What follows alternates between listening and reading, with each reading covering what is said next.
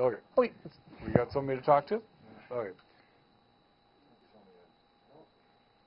I've got the URL wrong in here. I'm going to bring you up on the board, and I'll work on this while you're talking for just a moment. Oh, they can't get in? It's disappeared off the site. I'm off the site. All right. Go ahead. Is it a man or woman? Man. Go ahead, sir. Yes, what can I do for you? Well, I'm a dual U.S.-Canadian citizen living in Vancouver. Yes. My company I work for is a U.S. company with a Canadian subsidiary. They've given me a stock award, which is quite generous of them. But I have some concerns about the tax implications as a dual citizen. Oh, you sent me an email on this, didn't you? I did. Okay. I've actually got the email on my page in front of me, but let you explain it to me again. There's something, you had a 4-year thing in there. And right, there's a 4-year vesting period on the stock award. I did hear from the person who sort of administers those awards today that they're actually going to do it for me as a restricted stock unit as opposed to a straight award. Because my concern was that as a stock award that vests over 4 years, that I would have to pay all of the Canadian tax up front. No, you don't. The Okay. Canadian tax, you don't have to pay the tax on the Canada thing until you actually sell it. Okay. As So a restricted stock unit or as a stock award? No, if you've got, maybe I'm missing, is this a stock option or is it the stock? It's a stock award that I don't actually vest in. It vests over time, so it's not a stock option. Okay. They're giving you, and are they going to invest 25% a year? The way it works is every year I get 25% Okay. of the award. The big thing that's taking place right now with Nortel, for instance, has just gone into effective bankruptcy, is that people that have their money in Nortel, because when the company goes bankrupt, you're deemed to have realized it, and it's a massive thing. Did you manage to get in on the television screen? No, it's just sort of spinning at the moment. Okay, is it? 2 seconds. Didn't I say? I think I sent you an email saying phone at 8:05. Didn't I? Yeah, let's try it again. Well, it's 8:05. Is it 8:05? Well, we've got an hour with. I didn't know we'd gone so long with. Tell them to try the main page again. It's now in a blue box. Try the main page again, just for the fun of it, so you can see what's happening, and Okay. do the see if you can get in. It's in a blue box now. Yep. Can you see that? Yep. See if you can bring it up. This space age technology we're doing here. Yeah, it's opening up. I'm in a hotel in Connecticut at the moment, so. Where are you? In Connecticut. Oh, you're in Connecticut. Yeah. Gosh, for some reason or other I get so many people calling from Connecticut. It's amazing. Yeah. Anyway, most of them working in New York. Okay, can you see us now? Nope, it's still loading. Still loading? Yeah. Okay, anyway, the usual, and there's a whole new thing that came out last September, and I might want to go and read it again. But the method that I would use for your Canadian tax return is I would not report the tax or the sale until it had either been vested or you had sold it. And because of Nortel and a few others and big deals, it used to be that when you got stock through your company, usually on a stock option, which is a little bit different than the vesting, they were taxing you on the value of the stock. And one, for instance, EDP Industries, people were buying their stock on their stock option at $20 because when it was supposedly worth $30, and they were being vested in it at this $30 figure, and when they were selling it for 73 cents. Ow. And the sale was a capital loss, but the stock option profit was straight income.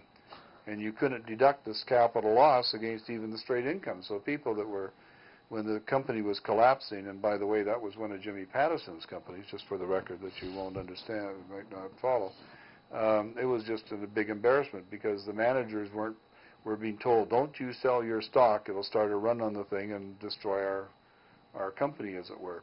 Mm-hmm. So lots of people really ate a lot of money on that. Anyway, they came out, Canada said, you don't have to pay tax on the stock option until you physically sell it, and then the company puts it on your T4 slip, and you get to deduct half of the value at that time as a capital gain. So I think I want to see more about what you're doing before I give a final answer on it. Now, for the U.S., you had made another comment. What was your comment about the U.S.? Well, my original concern was that they were going to sort of put the stock in E-Trade, which is based in the U.S., but they've since told me that they're going to put it in with Scotiabank's iTrade. I think Scotiabank actually owns E-Trade. No. So it'll actually be with a Canadian brokerage. But it's American stock. Are you intending to sell it as it vests, or are you going to keep it? Depends on how the stock's doing. Okay. Well, it's part of your revenue. It's part of your income, and I would tax it or put it into your income as it vests. I would not put any of it into your income just because they gave it to you. Okay. Okay? And I will make a point to look and find out if I'm wrong on that, if there's something, and you've given me your email address, and I will get back to you. Okay, But I that's have a link to an opinion from KPMG about restricted stock units versus restricted stock awards and the taxation issues, which I'll happily forward to you. So you can okay. Forward that to me, and I'll take another look at it as well. Okay. We've done, for the record though, we've done so many stock options and so many vestings for electronic arts, well, you name it. We've done it for just about everybody that ever had one. And I've never had at this point one ever reversed by Revenue Canada or the IRS. Mm-hmm. So my yeah, feeling... my biggest concern was that I was going to have to pay tax to the Canadian government in 1 year and the U.S. government in another year. And not get the foreign tax credits at the time. Right. No, we can put it under the treaty, the U.S.-Canada treaty. We get to carry foreign tax credits backwards and forwards on that kind of situation. Okay.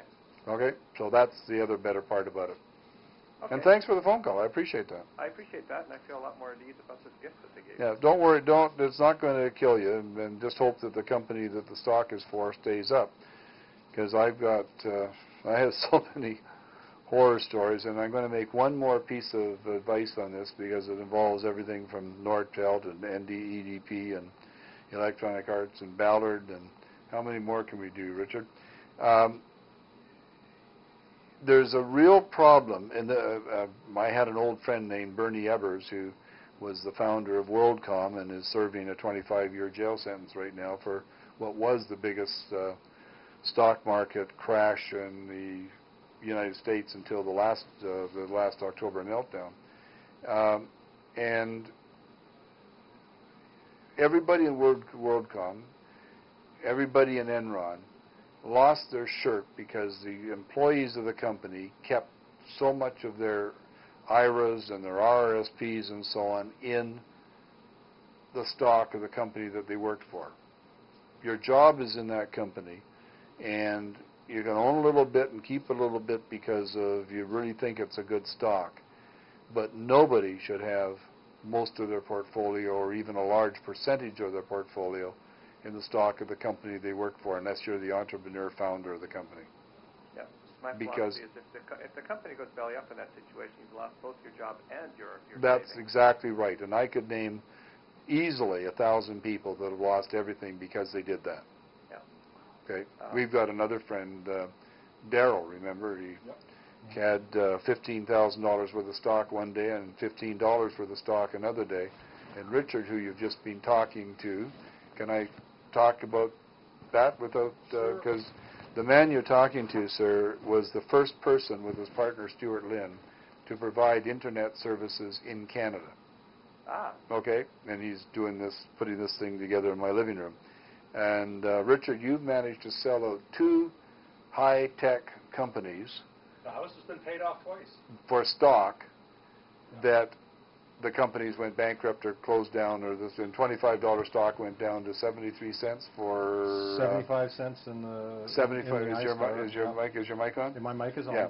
So what was it? iStar. iStar, which was the big league internet company in Canada that Richard sold out to. Their stock went from 23.74 something to 75 cents, and literally overnight, and the next one you did was Lineal, That's right. and their stock went from 22 to 0? It was never traded publicly. Oh, okay, but it was valued at It was 22. valued at 22. 22 and Yeah. went to 0 Went when the to 0, company went yeah. bankrupt. So you're talking to peripherally to somebody that Been there, done that. has been there and done that, okay? And I've been around the bend a few times on this too. Thanks for calling. I really appreciate my it. pleasure.